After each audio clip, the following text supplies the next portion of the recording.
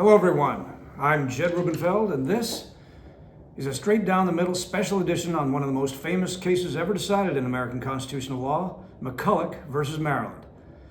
Now McCulloch versus Maryland is one of these cases that every single constitutional law student has to learn. It's like Marbury versus Madison that way. But why? Why is McCulloch so important? I mean, after all, the two questions presented in McCulloch, they don't seem like barn burners exactly. Question one, can the Congress of the United States create a national bank? And question two, if it can a state impose a $15,000 tax on that bank? Doesn't seem exactly like lightning's gonna strike, right? Well, in fact, at the time it was decided, McCulloch was a blockbuster. They say that people lined up outside the court to get in and hear the argument, that some of the most famous lawyers in America at the time gave argument in the case. And how long did the argument take? Well, they say 9 days. That's right, a 9-day argument. So what was going on in McCulloch versus Maryland? Why was it and is it so important a case? I'm going to walk you through it. So let's just jump right in. But I got to tell you one thing first. Most of today's episode is going to be about the first question in McCulloch and the court's first holding. That is the question of the reach of Congress's powers. Did Congress have the power to create a national bank? The second question about whether a state could tax that bank, that's important and interesting too. But the primary reason why McCulloch versus Maryland is such a landmark case has to do with what the court said about the powers of Congress. So that's what I'll be focusing on. Okay, let's get started. All right, so as in any case, what we want to know is first is who sued whom in this case. Here's the background. In 1816, Congress passed a statute. That statute chartered a banking corporation. But this was no ordinary bank. This was a Bank of the United States. It had a special relationship to the U.S. Treasury. It was going to be the country's fiscal agent, the federal government's fiscal agent. It was going to hold the federal government's deposits. It was going to receive taxes collected on behalf of the federal government. It was going to help, and this might be the most important, was going to help the federal government borrow money by issuing debt. Okay? So in 1816, Congress passes a statute creating the national bank, the Bank of the United States. In 1817, it gets up and running. It starts establishing branches all over the country, which it was allowed to do. And one of those branches was in Maryland. In fact, in the city of Baltimore, Maryland. Now, as soon as that branch gets established in Maryland, the Maryland legislature snaps into action and passes its own statute, imposing a $15,000 tax on the bank. So Maryland tries to collect that tax from the bank, and the bank says, nope, we're not paying. We're federal. You can't tax us. So Maryland sues. Whom does it sue? It sues the officer at the bank with the responsibility for paying money that the bank owes. That officer is called the cashier. Who was that cashier? A certain James McCulloch. Actually, supposedly his name was really McCulloch, but by typographical error in the court proceedings, he's now known forever in history as McCulloch. But be that as it may, Maryland sues McCulloch, the cashier of the bank, to collect that tax. Where does Maryland sue? Does it sue in federal court? No. It sues in state court, a local trial court in Maryland, because it figures it's going to have a more receptive bench in the state court. And sure enough, the lower state court, the Maryland County Court, it rules in the state's favor, and it says to McCulloch, you got to pay that tax. So McCulloch appeals to a Maryland appellate court. And guess what? The Maryland appellate court says the same thing. State wins. McCulloch, you got to pay that tax. So McCulloch, he then takes the appeal up to the Supreme Court of the United States. And that's why the case is called McCulloch versus Maryland. Okay, so that's what's going on in the case. That's why it's McCulloch versus Maryland. And what is Maryland arguing in the case? Maryland comes to the Supreme Court and says, this bank's totally unconstitutional. Unconstitutional from the get-go. Congress doesn't have the power to create a national bank, and it's unconstitutional. Now that should strike you as a little strange. What's going on here? I thought Maryland wanted to collect its tax, but if Maryland is right in its argument that the bank is unconstitutional, the bank shuts down, the bank closes up shop, Maryland doesn't get its tax. So what's going on there? Well, here's what's going on.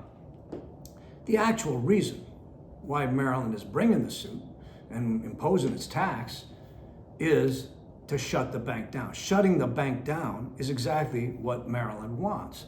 Now, why is that? Why does Maryland want to shut down the bank? Well, a lot of people don't like the bank. Maryland doesn't like the bank, and a lot of other states don't like the bank. But why is that? Well, to understand what's going on there, you got to maybe think of a modern example like Obamacare. If you can remember back that far, Obamacare provoked debate all around the country about whether the Congress of the United States had the power, constitutional power, to create a nationwide insurance program and force individuals to participate in it through the so-called individual mandate. This was a big test of national power, went up to the Supreme Court, everybody was focused on it. It was like that. McCulloch versus Maryland was like that. But there were more specific objections too that folks had to the Bank of the United States. And let me just give you, for a little background, 3 of the reasons why a lot of folks didn't like the Bank of the United States. Number 1, some people say, hey, it's just going to profit the moneyed interests, what we today would call Wall Street. What they were saying is, hey, it's going to make the merchants and the money lenders rich, but it's going to cause bankruptcies. It's going to make poorer farmers and laborers. Reason number 2, they said, hey, this bank's going to have way too much economic power. It's going to make mistakes, and those mistakes could cause serious damage to the whole economy, the whole country. Number 3, they said, this bank is just going to be a swamp of corruption. It's going to be a source and a site of looting on a massive scale that we've never even seen before. And guess what? After a couple of years went by, it turned out that many of those concerns proved accurate. It looks like, historians have some disagreement about this, but it looks like in its early years, the bank made all these loans to all these people, which drove up inflation. And then suddenly the bank had to contract very rapidly and demand repayment of those loans. And that caused foreclosures all over the place, especially among homesteaders and farmers. And people lost their land, and arguably it plunged the country into a recession. At the same time, corruption did turn out to be rampant at the Bank of the United States. In fact, James McCulloch, the cashier of the Baltimore branch, he may have been one of the most corrupt officers of the Bank of the United States. According to some sources, McCulloch and his boss borrowed $1 million from the Bank of the United States with no collateral and never paid it back. Now that's a pretty good haul. It's like $27 million in today's money. That's a pretty good haul if you come into the bank as a penniless cashier, which some folks say McCulloch did. Okay, but here's a key thing about the facts, which or the alleged facts about the bank, which I just laid out to you. None of that's known.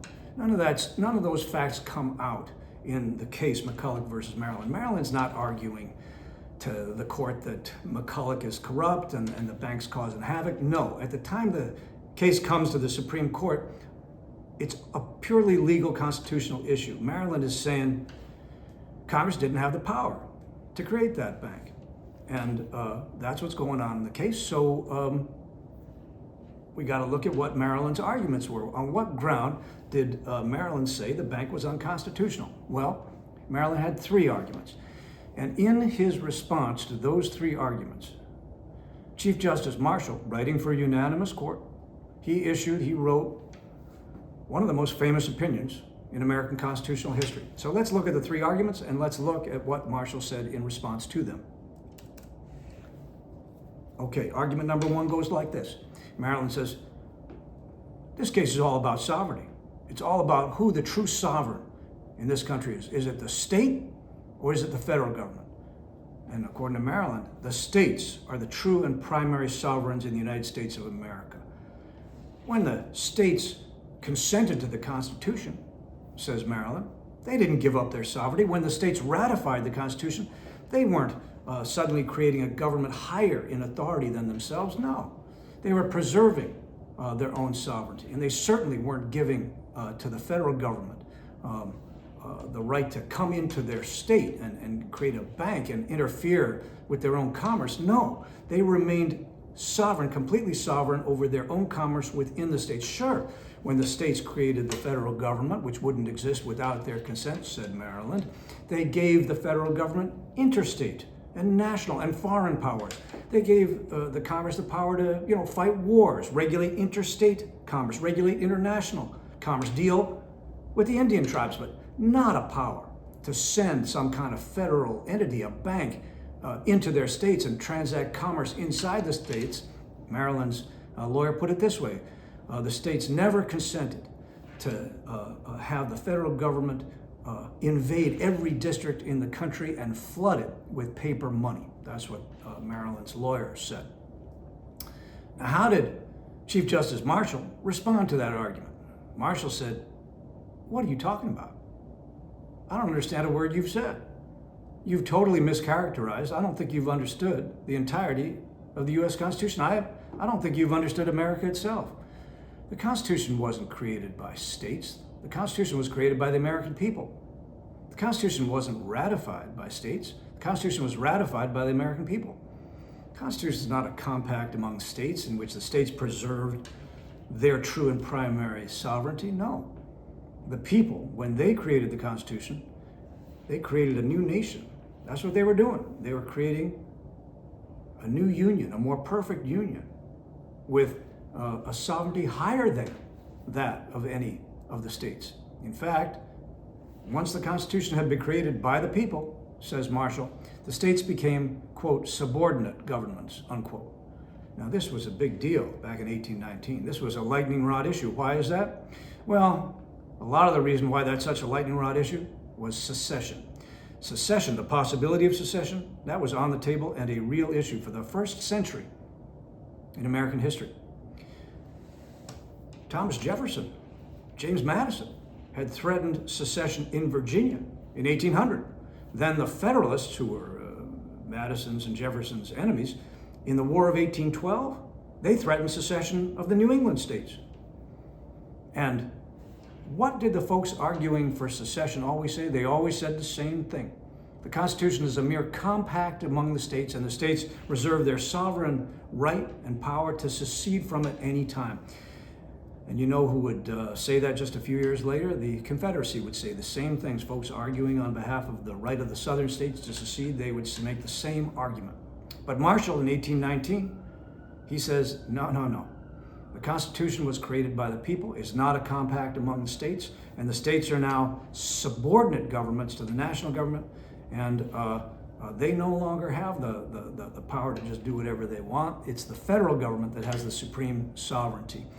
It's that new union, that more perfect union, that is the supreme sovereign in the United States.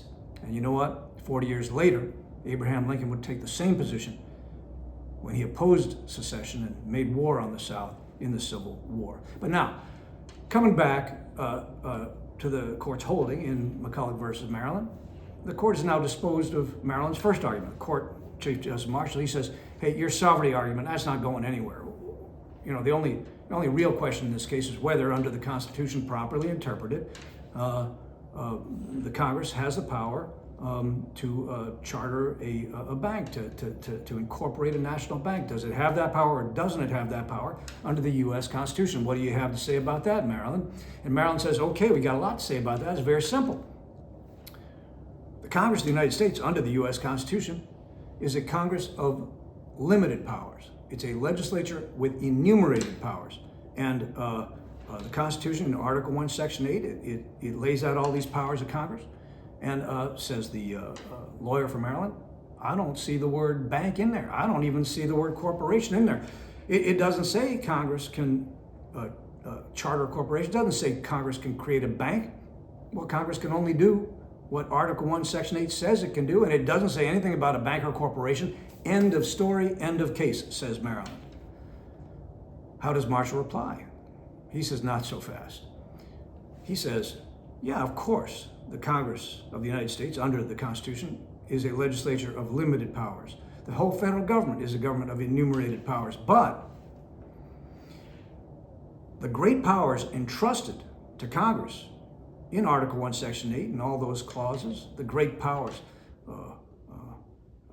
raising an army, collecting taxes, borrowing money, these great powers, they carry with them implied powers, says Marshall. The great powers carry with them implied powers to get the job done. What the Constitution is doing here is it's entrusting Congress with huge jobs that Congress is supposed to do. It's authorized doing, supposed to do them. And those big powers, they carry with it the implied power to get the job done. Marshall gives an example.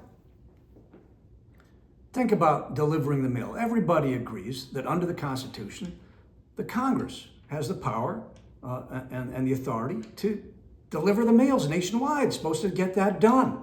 Well, the Constitution doesn't say anything about how that's supposed to be done, but in 1789, Congress passed a statute creating a U.S. Postal Department and hired a bunch of mailmen. And from that day to this, a couple hundred years later, the federal government is still delivering the mails nationwide through the U.S. Postal Service, and U.S. mailmen are delivering the mail. But the Constitution doesn't say anything about creating a U.S. Postal Service. It doesn't say anything about hiring mailmen. It doesn't say anything about buying horses so that those mailmen could ride out and deliver the mail. It doesn't say anything about buying those mailmen satchels in which to hold the mail. It doesn't say any of those. It doesn't go into those details. And there's a good reason for that, says Marshall. If the Constitution had to go into all those details about each one of Congress's great powers, the Constitution would be the size of a legal encyclopedia. Nobody could ever read it, he says. He says, instead, we've got to remember that it's a constitution we're expounding. We must always remember it's a constitution we're expounding, says Marshall. The Constitution is a brief, majestic charter for this new nation, the United States of America, and for its government. It doesn't go into all these details. That would make it into this long municipal legal code. That's not what it is. Instead, it entrusts these great powers to Congress, and then Congress has to have the implied power to get the job done. So, says Marshall, why doesn't that answer our case?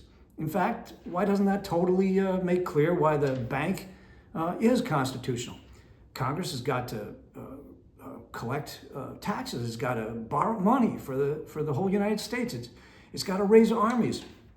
If Constitution decides the way to get the job done is by chartering a bank and having the bank help it do those things, why isn't that the answer to our question? Why doesn't that solve this problem? Maryland says, I'll tell you why. And this is Maryland's third argument, and it's a big one. Maryland says, you're forgetting something, Mr. Marshall, Mr. Chief Justice. The Constitution has a clause. It has a specific clause that addresses what Congress can do and what it can't do when it is getting the job done, when it's carrying into execution the powers entrusted to it. And that clause is called the Necessary and Proper Clause. It's in Article 1 also. It's Section 18. And here's exactly what it says. It says, it's the last clause of Article 1, Section 8, and it says that Congress shall have power to make all laws which shall be necessary and proper for carrying into execution the foregoing powers. Well, excuse me, says Maryland, just read those words, necessary and proper. The Constitution is putting a limit. It's imposing a restriction on what Congress can do when it is passing laws to get the job done. It can only pass laws that are both necessary and proper. It doesn't say necessary or proper, says Maryland's lawyer. It says necessary and proper. When Congress is passing laws to get the job done, it can only do stuff that's both necessary and proper. And guess what, says Maryland? The bank isn't necessary. Nobody has ever argued that chartering the bank is necessary to collect taxes. Nobody's ever argued that the bank is necessary to borrow money, that the bank is necessary to raise an army. Nobody thinks that the only way you can do those things is by chartering a bank. So it's not necessary, so we win, says Maryland. Congress can't do it. It's violating the necessary and proper clause. Once again, end of story, end of case. And Marshall, in his response to that, he makes a number of arguments. And those arguments have been debated and talked about for a couple hundred years. And a lot of his arguments, a lot of people say his arguments aren't that great. He's gotten a lot of negative attention. His arguments against Maryland's necessary and proper clause point. So, what does Marshall say? Let's look at his arguments, and let me tell you why Marshall's arguments are actually way stronger than his critics give him credit for. In fact, I'm going to explain to you why Marshall is absolutely right about what he said about the necessary and proper clause. Now, the first thing Marshall says is not his greatest argument. He says, look, the word necessary doesn't always mean absolutely necessary. In fact, Marshall points to another clause in the Constitution that uses the phrase absolutely necessary. And that's a pretty good point. That is a good point. That's a decent point. So maybe necessary in the necessary and proper clause doesn't mean absolutely necessary. He says, sometimes the word necessary just means useful or convenient or conducive. That's a possible meaning of the word necessary too. And that's where people say, well, hang on a second. Marshall was reading the word necessary to mean not necessary. Useful does not mean necessary at all. He's reading the word necessary to mean not necessary. And that can't be right, can it? Well, the critics on that point, they kind of, there's something to what they're saying, because what is Marshall's ultimate holding in the case about the powers of Congress? I'm going to quote it to you, a very, very famous sentence. Here's what he says. He says, this is the famous holding for the case. Here's what Congress can do. Here's our test for whether an act of Congress is constitutional under Article 1 and under the necessary and proper clause. Here's our test. Let the end be legitimate, says Marshall. Let it be within the scope of the Constitution, and all means which are appropriate and plainly adapted to that end are constitutional. Now, I'm going to read that to you again because it's important. Let the end be legitimate, says Marshall. Let it be within the scope of the Constitution, and all means which are appropriate are constitutional. Well, hang on a second. Appropriate is a synonym of proper. It means the same thing. So look what's happened in this famous holding from McCulloch versus Maryland. He's just erased the word necessary completely. Laws have to be appropriate or proper to pass muster under Article 1, Section 8 and the necessary and proper clause, but they don't have to be necessary at all. It's gone. The whole concept of necessity is the concept of propriety is captured in the word appropriate. Concept of necessity, gone completely. So, how can we justify erasing the word necessary this way, Professor? You just said he was absolutely right. How can he be right if he's just reading the word necessary out of the clause completely? I don't understand that. Well, let me tell you why he was absolutely right. That you had to reject Maryland's argument about the necessary and proper clause.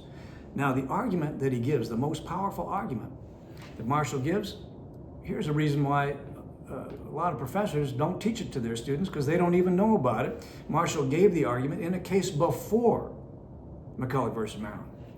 He had already given this argument in a prior case, which kind of has been forgotten about, so people aren't attuned to it. A lot of people have forgotten about it.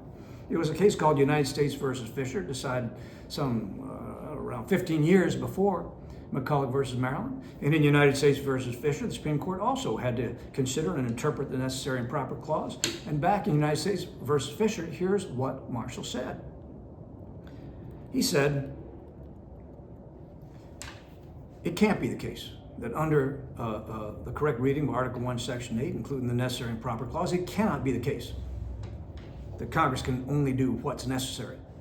He says that interpretation would cause endless difficulties. Why?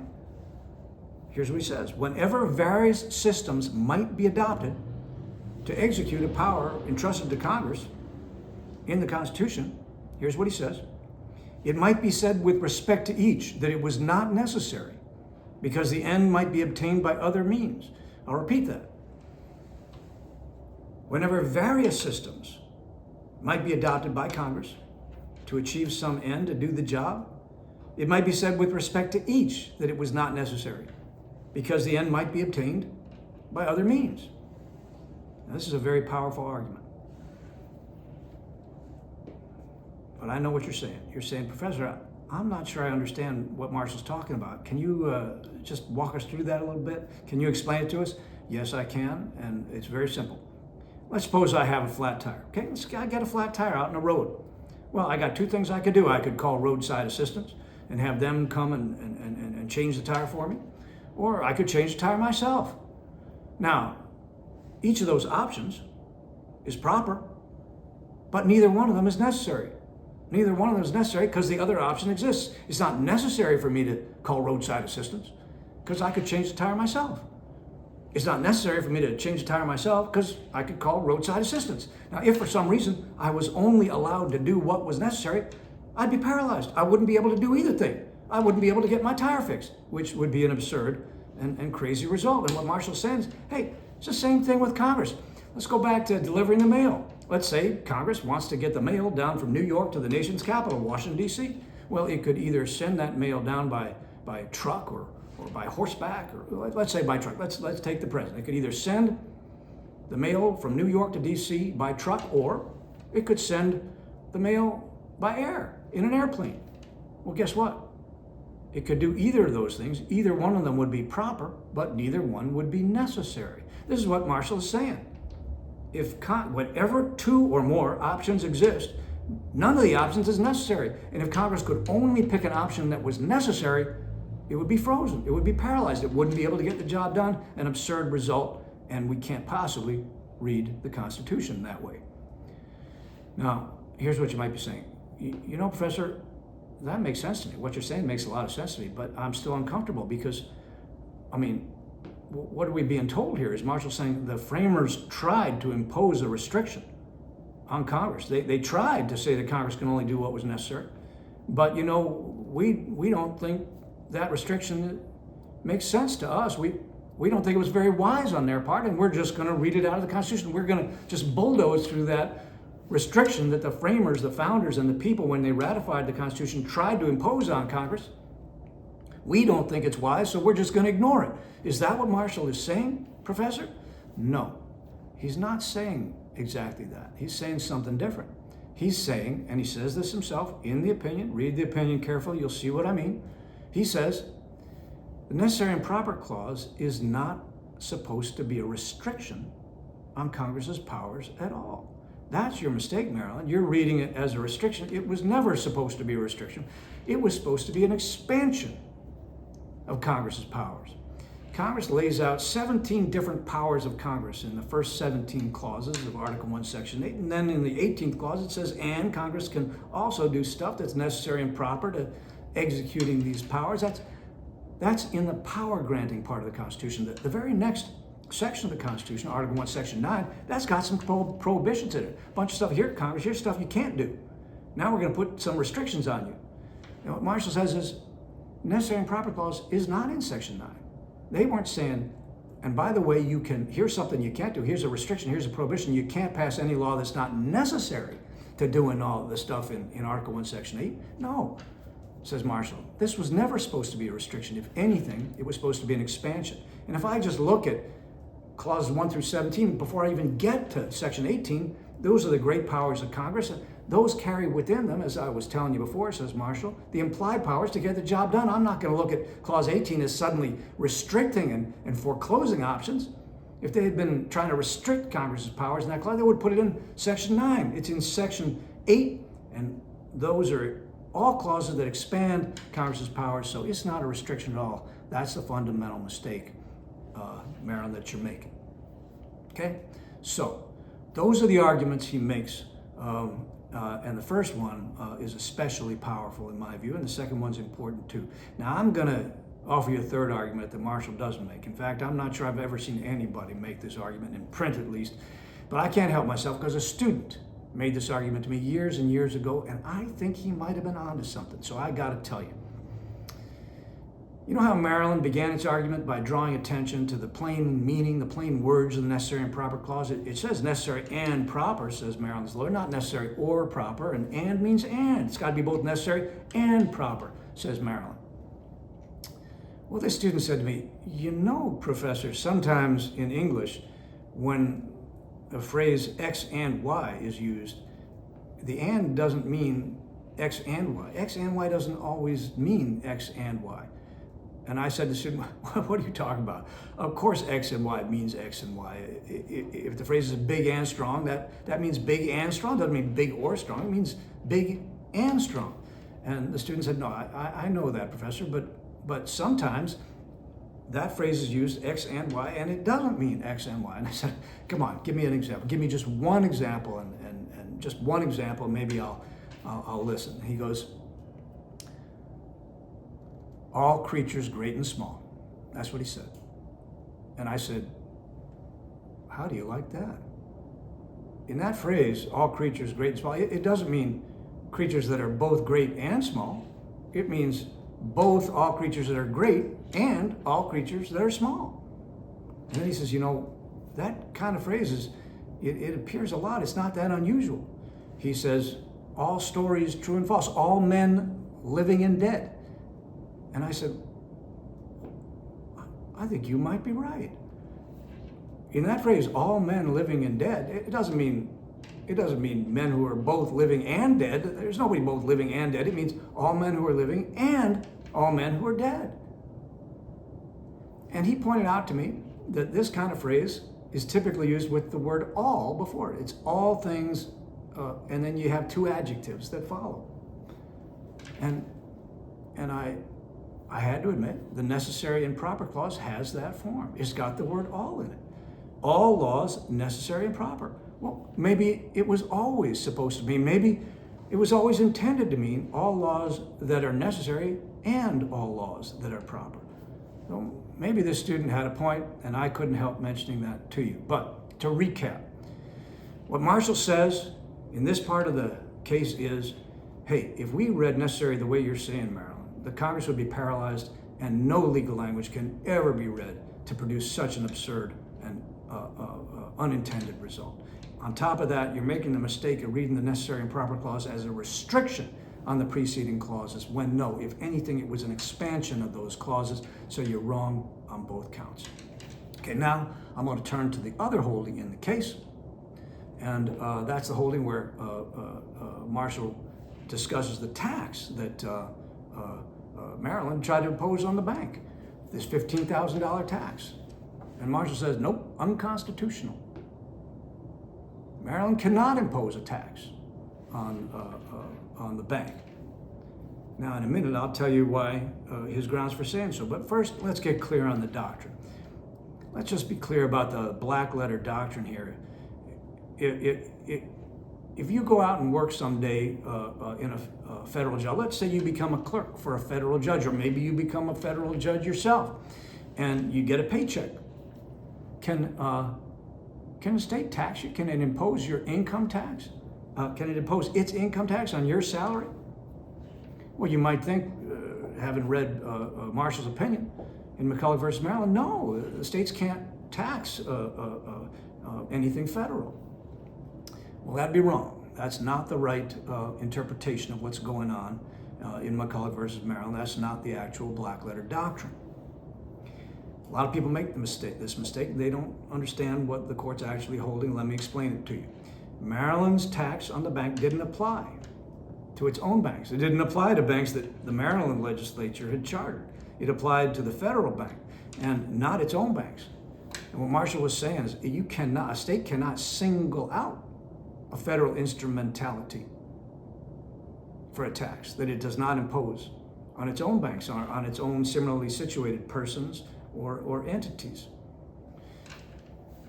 And it's that fact that the tax is singling out the Bank of the United States and not a tax that's generally applicable to Maryland's own banks. That's the crux of why Marshall says it's unconstitutional. He said, look, if the state can single out federal instrumentalities and tax them, the states can destroy these federal instrumentalities. The state could destroy the federal bank altogether. If the state's permitted to impose taxes, it doesn't have to be just $15,000. Next time it'll be $50,000 or $100,000 or $1 million. It could destroy the bank.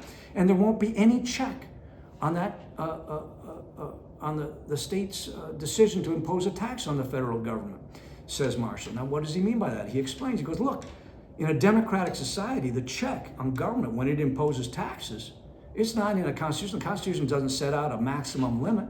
Instead, the tax comes from the voters.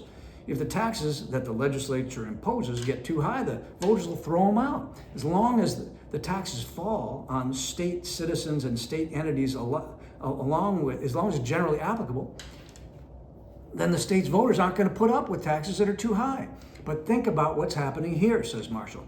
If Maryland can just tax the federal government, well, that tax, that's going to be borne by all the federal taxpayers, all of whole American public, all the American taxpayers. They're the ones who are going to be paying Maryland's tax, and they won't have any say over Maryland's legislators. They can't vote them out. Maryland will be profiting from the entire American taxpayer base and doesn't have to pay the tax itself, and there's not going to be any representative check. The normal checks of democracy on taxes won't be there, so the whole thing's unconstitutional, says Marshall. Now, that's a pretty interesting and sophisticated argument about the way democratic checks work and how states can avoid that if they're singling out federal entities for tax and imposing the cost on the American public as a whole, not bearing the cost themselves. Pretty sophisticated argument, but here's the thing you need to know, and you got to remember about the case. The Constitution doesn't say anything about that. Chief Justice Marshall was making up this argument pretty much out of whole cloth. It's a very sophisticated argument. Most lawyers, law professors, commentators, they think this was a very strong argument, made a lot of sense. But what I'm drawing your attention to is that here he wasn't really basing it. He didn't rest it on any particular clause of the Constitution. This aspect of McCulloch versus Maryland is it's like an unenumerated rights case. It's one of the first unenumerated rights case in American constitutional history. The right doesn't belong to an individual, it belongs to the federal government as against the states, but it's like an unenumerated right that Marshall reads in to the text of the Constitution. States can't be allowed to do that to the federal government. That would allow the states to destroy federal instrumentalities. We can't let that happen. So that's a very interesting feature about McCulloch versus Maryland. It's one of the first extra-textual or unenumerated rights cases in American constitutional history. So when the court in later eras would do that again, and folks would say, "Oh, that's never been done before," that's not quite true. McCulloch versus Maryland, you got Chief Justice Marshall for unanimous court going outside the text of the Constitution to announce a very important constitutional principle. Okay, here's your wrap-up.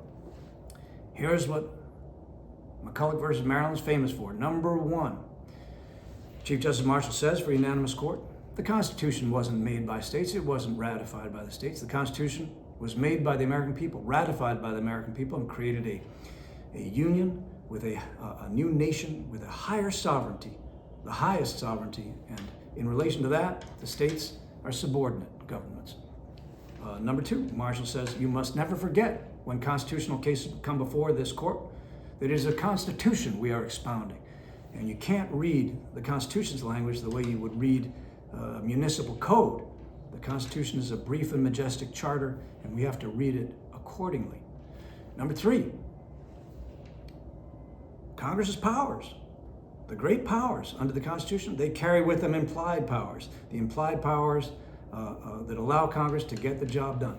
Finally, states can't tax federal instrumentalities. Yes, they can tax they could tax a bank, they could tax federal employees if their tax is generally applicable and their own employees and their own citizens have to pay that tax too, but they can't single out the federal government for taxes that are not generally applicable, because that would allow states to destroy federal instrumentalities, and the Constitution does not permit that, even though the Constitution doesn't actually have a clause in it saying that states can't do that.